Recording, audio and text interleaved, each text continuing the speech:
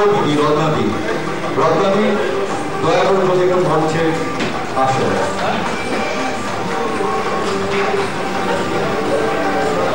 আমি অনুরোধ করছি, সৃজিত পায়ে পায়ে এগিয়েছে, সম্ভব হয়েছে। আমার সামনে একজন শুভকার বসে আছে, তাকে শুভকার হিসেবে সবাই চেনে। আর আজকে যার জন্য এই অনুষ্ঠান, যার জন্য আমরা এখানে এসেছি, একাকি সঙ্গীত সাধনায় মগ্ন এক শিল্পীর নামই হল সিনহা, গান গাইতে পারে। আমি একটা ব্যাপার ওর সম্বন্ধে জানি, 100 সাল শুরু হলো কিনা আমার কিন্তু সন্দেহ আছে, মনে করবেন না।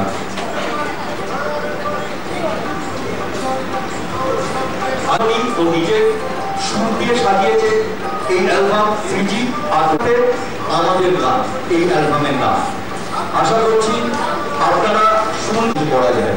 বাঙালি বলে বলছিলাম, এটা মানুষের জন্য, তাই তারপরে দেখুন, তারপরে অনুভব করুন, তারপরে লিখুন। নমস্কার।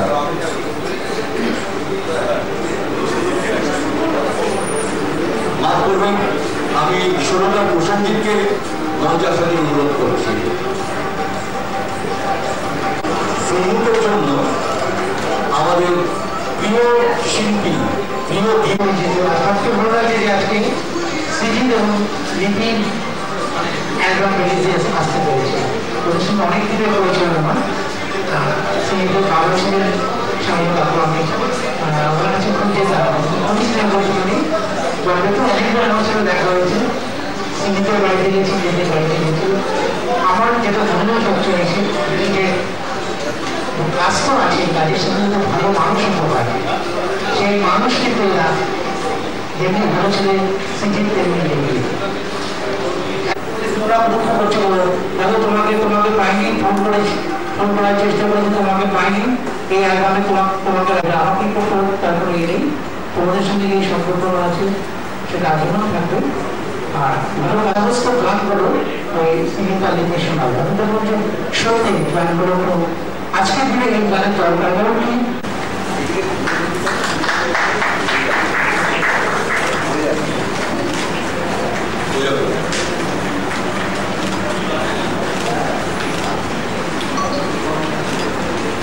নিশ্চিত অনুরোধ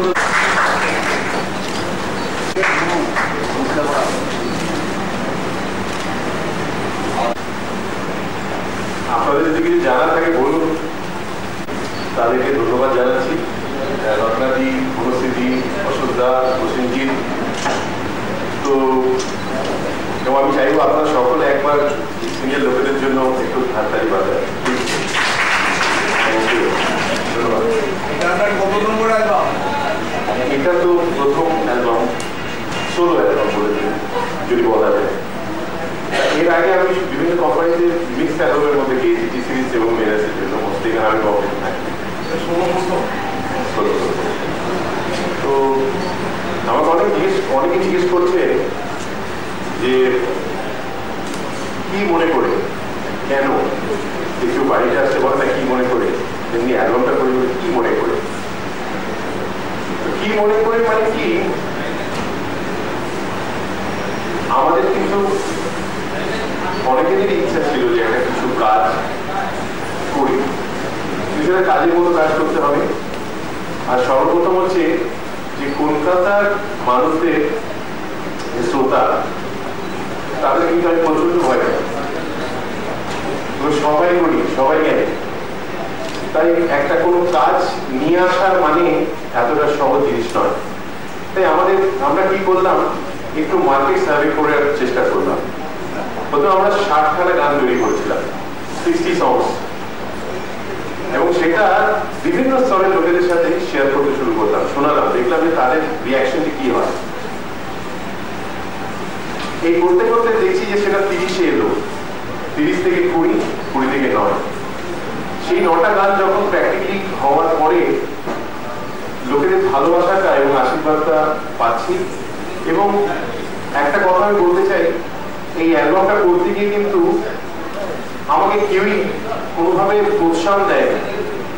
আমার যত সাবঅর্ডিনেট তারা সবাই বলেছিল যে অ্যালবাম করিস না, এখন এখন সিডি চলে না, এখন এভরিথিং ইজ অনলাইন, এখন এটা করে কোনো লাভ হবে না। কিন্তু আমি এটা জেদ করে কিন্তু করেছি। কেন জানেন? কারণ আমি যখন এই কথাটা শোনার পর না, আমি সিম্ফনিতে কিংবা অন্যান্য অনেক সিডির দোকানে গিয়ে শুনলাম, দাঁড়িয়ে রইলাম, দেখছি যে এখানে সেল হয় কিনা। ওরা নাকি কোনো সিডি সেলই হয় না। আমি দেখছি লোকেরা কিন্তু হু করে সিডি কিনে নিয়ে যাচ্ছে। Even today if you go to Symphony or any big বন্ধে পড়ে যায় যে প্রত্যেকে কোনটাকে ছেড়ে কোনটাকে ভালো বলবো। তাই গানটাকে নিয়ে সবার আগে আমি গেছিলাম সুবোধদার কাছে, সদ্য সুবোধ সরকার, এবং গিয়ে শুনিয়েছিলাম যে শুনুন তো কেমন লাগছে। কারণ রেকর্ডিং করাটা খুব ইজি জিনিস, একটা স্টুডিও ভাড়া করে নাও, কিছু মিউজিশিয়ান নিয়ে আসো, একটা রেকর্ডিং করলে সিডি দিয়ে সবাইকে দিয়ে দাও। বাট তার মধ্যে কিছু জিনিস থাকবে, তার জন্য কিছু গুণী লোকেদের সমাবেশ হলো। এবং তারপরে আর কি জানেন তো, ছোটবেলা থেকে আমি একটু ব্যতিক্রমী, মানে যেদিকে লোকে যখন ক্লাস 8-9-এ আমার বন্ধুরা খেলতে যায় কিংবা গার্লফ্রেন্ডের সাথে ডেটে যায়, তখন আমি হোটেলে গান গাইতে যাই। তো জীবনটা একটু আমার সবসময় উল্টোই গেছে, মানে একটুখানি অন্য কাজ। তো আজকে সবাই যখন অনলাইনে দৌড়াচ্ছে, আমি তখন সিটির দিকে দৌড়াচ্ছি। কেননা আমার যতদূর মনে হয় এখানে বরুণদা আছেন, সাগরিকা, আরে we have done a very big mistake, সেটাকে উড়িয়ে দিচ্ছি। তাই না, আর্টিস্ট একটা থেকে আসছে, আবার সে চাকরি করে চলে যাচ্ছে। তো গান, যে ধরনের গান আমি দেখছি লোকেরা কিনে আছে, মদন মোহন, মানবেন্দ্র, শ্যামল মিত্র, এগুলা সব অনলাইন। এই পরিচয়টা দিচ্ছি না, কারণ আপনারা সবাই জানেন ও গান করছে, এই গান লিখছে, ও আছে প্রসেনজিৎ, হ্যাঁ তোমার নাম? আমার যেটা ভালো লাগে, আমি তো দীর্ঘ প্রায় 50 বছর ধরে গান করছি। আমাদের সমাজে সত্যি একটু অন্যরকম ছিল। তো গান শুনে তখনকার দিনে সুরকার গীতিকারা যেটা বলতেন চাষ করে, সেটা হচ্ছে কণ্ঠস্বর। ওর কণ্ঠস্বরটা ভীষণ ভালো, কারোর সাথে মিলে না। আর গান শুরু করেছে, সেটাও আমার ভীষণ, আমি 3টে গান শুনেছি, ওকে বলেওছি দেখ তোর গান খুব ভালো লাগে। একটা গান আমার যেমন 2টো করে গান আছে, 2টোই লেগে যেত। আর মখানা গানকে আপনার গান যাই গেল, ও চেষ্টা করেছে, এত ভালো চেষ্টা প্রশংসা করি। ছেলে আমার বাড়িতে গিয়ে আমাকে গান শোনাচ্ছে, এটা আমার কাছে বিরাট।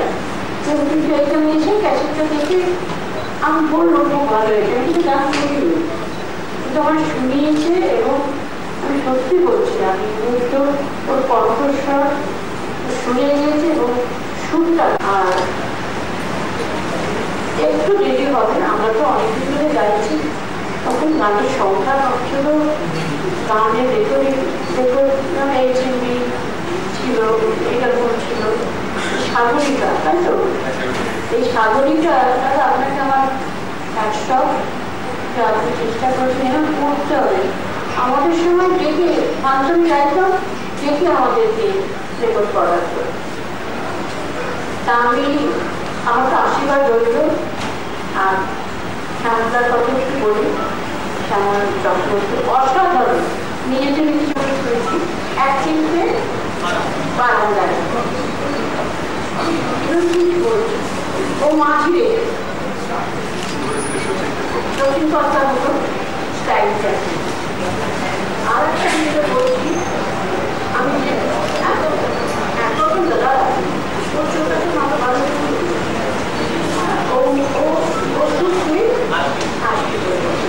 এই 3টে গান আমি সবটা শুনতে পারিনি, 3টে গান আমার ভীষণ ভালো লেগেছে। আপনারা, আপনাদের আশীর্বাদ, আপনাদের শুভেচ্ছা, আপনাদের ভালোবাসা। ক্যাসেট করলাম, সিডি আবার ক্যাসেট বেরিয়েছে, সিডি করলাম, কিন্তু যদি সিডি একটা ঘরে কারো না ঢোকে, তার চেয়ে ঢুকতে দাঁড়িয়ে। এই জন্য আমার মনে হয় যে আপনারা অন্তত এই ছেলেটাকে এগিয়ে আপনাদের আশীর্বাদ,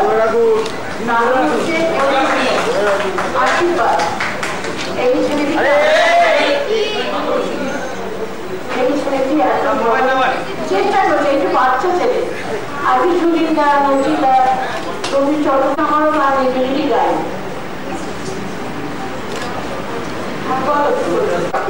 ও সেই সুরটা কিন্তু খুব দারুণ করেছিল। তো আমার তখন থেকেই একটা কমিউনিটি তৈরি হয়ে যায়, একটা কোথাও না কোথাও রিলেশন তৈরি হয়ে যায়। দ্যাট ইজ দ্য রিজন সাদা কাগজে। আর ও গান লেখে সিগারেটের প্যাকেটের পেছনে, না হলে বাজার খবরের কাগজে ছোট্ট যেটা ছোট ফেলে দিয়েছে এরকম। আমি সবসময় সারা বাড়িতে প্রসেনজিৎ আমার সারা বাড়িতে খোঁজে কোথায় একটু নতুন কাগজ আছে, সেখানে লিখে লিখে দেখে দেয়, আর সেগুলো হাওয়ায় উড়ে উড়ে সব সারা বাড়িতে পড়ে। তো হঠাৎ দেখে একটা কাগজের মধ্যে লেখা আছে, ও সুখ তুই আসবি বলে বসে আছি দরজা খুলে, তাহলে পেয়ে গেছি।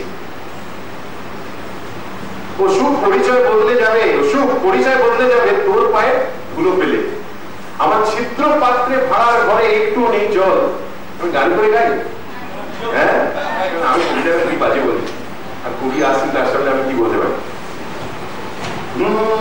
ও সুখ তুই আসবি বলে বসে আছি দরজা খুলে, ও সুখ তুই আসবি বলে বসে আছি দরজা খুলে, ও সুখ পরিচয় বদলে যাবে তোর পায়ে ধুলো পেলে, ও সুখ তুই আসবি বলে।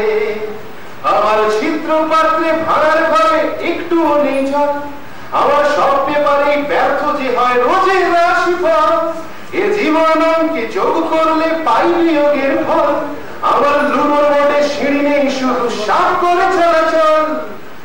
তবু আমার খুব বিশ্বাস হব আমি সেই আলাদিন, তবু আমার খুব বিশ্বাস হব আমি সেই আলাদিন। তুই হুকুম আমার প্রদীপ হয়ে করবি যে স্বামী, ও সুখ তুই আসবি বলে বসে আছি দরজা খুলে, ও সুখ নটি গ্রহে শুধরে যাবে তোর শুধু ছোঁয়া পেলে, ও সুখ তুই আসবি বলে। আমার এক ফালতি আকাশ আছে রং নয় তার নীল, কোন প্রকৃতি আর ময়না তো নেই শুধুই আছে চিল। আমি হিম্মতা ছেড়ে দাঁড়াতে চাইলে গঞ্জনা মার ঢিল, আমার ব্যাংক অ্যাকাউন্টার কফিন বক্সে দারিদ্রতার সিল। কালো টানেলের জীবনে আলো যতই হোক না দেখিন, কালো টানেলের জীবনে আলো যতই হোক না দেখিন, তুই চিচিং ফাঁকির দরজা খুলে বদলে দেবি সিং, ও সুখ তুই আসবি বলে বসে আছি দরজা খুলে, ও সুখ পথ আমি পাবই খুঁজে তুই আমার সঙ্গ দিলে, ও সুখ তুই আসবি বলে। বিগ হ্যান্ড ফর লিপি। I think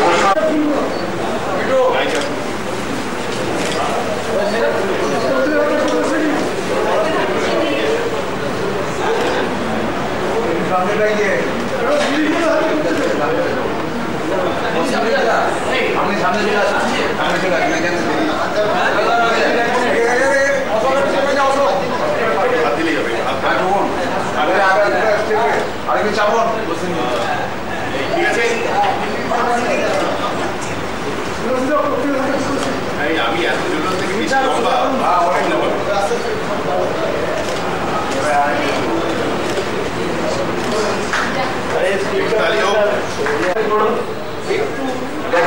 মাঝখানটা এসো, মাঝখানে শুনতে ভালো হবে।